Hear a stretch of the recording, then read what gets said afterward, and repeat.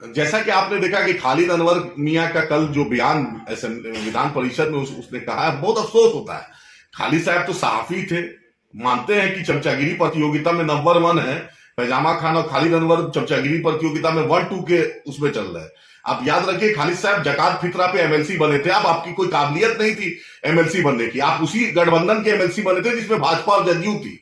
तो मुसलमानों की बात करना और मुसलमान लीडर जनाब तस्लीमुद्दीन साहब के बारे में आपका इतना ओछा बयान, इससे पता चलता है कि आपकी परवरिश क्या है। और जनाब मरहूम शहाबुद्दीन साहब के बारे में बोलना और मुस्लिम लीडरशिप पर बोलना, यह बहुत अफसोस होता है। तस्लीमुद्दीन साहब, सीमांचल गांधी तस्लीमुद्दीन साहब जितना काम किया और जितना राजनीतिक तजुर्बा है और जितना एमएलए एमएलसी बनाए, उतना आपके नीतीश जी को भी नहीं है।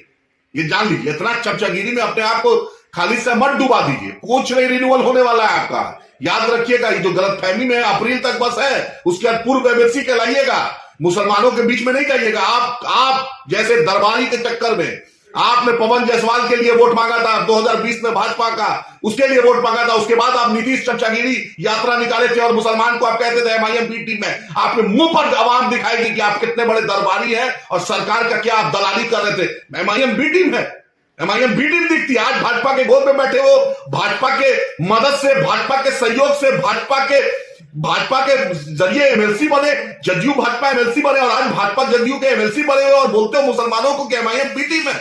जनाब तस्लीमुद्दीन साहब के बारे में बोलते हो, मरहूम शहाबुद्दीन साहब के बारे में बोलते हो।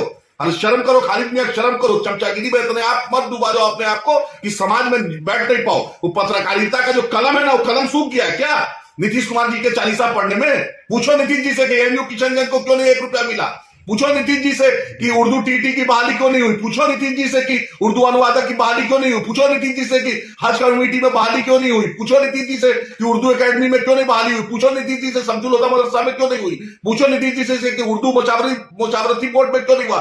पूछो नीतीश जी से मदरसा अजीजिया जल गया तो उस पर नीतीश कुमार क्यों चुप्पी साधे रहे। पूछिए नीतीश जी से कि मॉब लिंचिंग होता है मुसलमान का तो उसमें नीतीश जी क्यों चुप रहते हैं। पूछिए नीतीश जी से कि आरजेड जो गोपालगंज में जो मार दिया गया असलम साहब को, उस पर नीतीश जी क्यों नहीं बोलते हैं। आसिफ जमाल को मार दिया कि सिवान में कुछ नहीं बोलते। खलील रिजवी जदयू का लीडर था, उसको मार दिया, उसकी बेवा को विजय चौधरी पूर्व मंत्री पूछने नहीं जाता है। पूछो नीतीश जी से, पूछो नीतीश जी से कि पूर्णिया एयरपोर्ट कब बनेगा। पूछो नीतीश जी से कि पूर्णिया को उपराजधानी का दर्जा कब मिलेगा। पूछो नीतीश जी कि सीमांचल की बाढ़ की तबाही कब दूर होगी। पूछो नीतीश जी से सीमांचल की पलायन कब दूर होगी। सीमांचल के गांधी तस्लीमुद्दीन साहब पर बोलना, ये पता चलता है। अरे सूरज पे थूक फेंकने से अपने मुंह पर थूक पड़ेगा खालिद अनवर।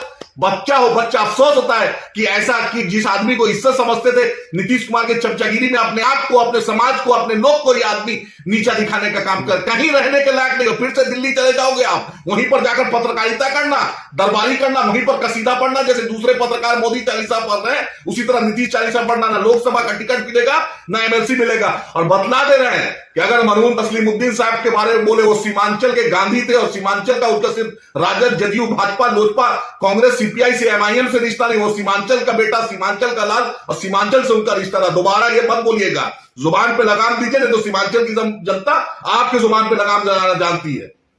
आप अपना दिन मत भूलिए। जब आप चंपारण से निकलकर दिल्ली पहुंचे हैं, आप उससे पहले लालू दरबार में कितना दरबारी करते थे और कांग्रेस दरबार में कितना दरबारी करते थे, पूरी दुनिया जानती है।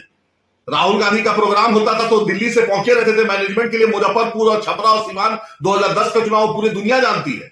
और तस्लीमुद्दीन साहब, शहाबुद्दीन साहब, फातमी साहब, बारे में पूछो ना नीतीश जी से कि एक मुसलमान एमएलए एमपी लगातार 2005 से ऊपर आ पाए।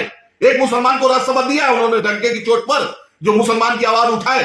पूछो नीतीश जी से कि एनडीए में डिप्टी स्पीकर क्यों था उनके साथ, जब मिट्टी में मिल जाएंगे, भाजपा में नहीं जाएंगे, मरना कबूल है, फिर भी भाजपा में नहीं जाएंगे। वो आदमी आज भाजपा के साथ किस मुंह से है। और जिस पार्टी के लीडर का जुबान का कीमत नहीं, उसके लोगों का कोई कीमत समाज में नहीं होता है। किस मुंह से आप बोलते हैं खालिद मियां? सीमांचल में जाते थे, पूछे हाफिज साहब के घर गए, 1 रुपया दिए, उसको नौकरी दिलवाए। गुड़गांव में हाफिज साहब को मारा गया। है शर्म है आवाम के बीच जाने की औकात?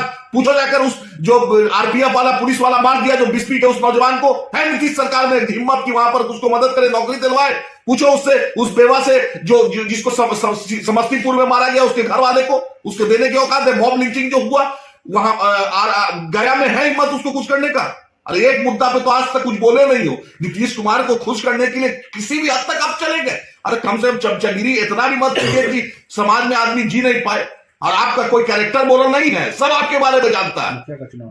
बस औकात है तो मुखिया का, समिति का चुनाव जीत के निकाल, तब समझेगा आवाम के बीच क्या तुम्हारी सत्ता है। और नीतीश कुमार जी के बैसाखी पे, लालू जी के बैसाखी पे, एमआईएम के बैसाखी पे, कांग्रेस के बैसाखी पे तो कोई भी चला देता है। बतलाओ ना मुसलमानों के लिए आपने क्या किया, 6 साल कार्यकाल हो गया। अरे वली रहमानी साहब का सदका है, मुसलमानों का वो दीन बचाओ देश बचाओ तहरीक का सदका है जो एमएलसी बन गए। तुम्हारे में कोई काबिलियत नहीं था एमएलसी बनने की, कोई सलाहियत नहीं है, सिर्फ चमचागिरी कर सकते हो अखबार में। वो अखबार में भी सरकार से सिर्फ विज्ञापन ले सकते हो, उसमें भी क्षमता तुम्हारी नहीं है कि अपनी, तुम्हारे अखबार की भी सलाहियत नहीं है कि पूरे हिंदुस्तान में चले जाए। वो नीतीश जी को दिखाने के लिए और ज्ञापन देने के लिए, ठीक है विज्ञापन, पैसा कमाने के लिए, लेकिन मुसलमानों की आवाज मुंह से नहीं निकलती है। हिम्मत चैलेंज करते हैं कि बतलाए नीतीश कुमार की सरकार में माइनॉरिटी का बजट कितना है, बतलाए कि हज कमेटी, आज वक्फ बोर्ड को कॉन्स्टिट्यूशनल स्टेटस नहीं मिला, राजमंत्री का दर्जा इरशादुल्लाह मियां चमचागिरी करता है नीतीश कुमार का, लेकिन हिम्मत नहीं है कि राजमंत्री का दर्जा मिले। वही किशोर कुमार जो है न्यास बोर्ड के अध्यक्ष, उनको राजमंत्री का दर्जा मिला हुआ है। शर्म है जो मुसलमान लीडरशिप पे बोलने की। अरे हम लोग डर के किशोर पे मुसलमान की बात करते हैं, डरते हैं तो अपने अल्लाह से डरते हैं, झुकते हैं तो अल्लाह के आगे। आप लोग इतना नहीं नीतीश कुमार के सामने चालीसा पढ़ते हैं, दरबारी करते हैं। अभी भी शर्म करो, माफी मांगो, बिहार के लोगों से, मुसलमानों से माफी मांगो कि चमचागिरी बहुत ज्यादा हो गई थी। जिस तरह से सिक्टा का तुम्हारा फिरोज मंत्री माफी मांगा था, उसी तरह आप भी माफी मांगो, तब समाज आपको कबूल करेगा। इतनी भी चमचागिरी मत करो, आपके बारे में पोस्टमार्टम करने लगेंगे तो अच्छे से पोस्टमार्टम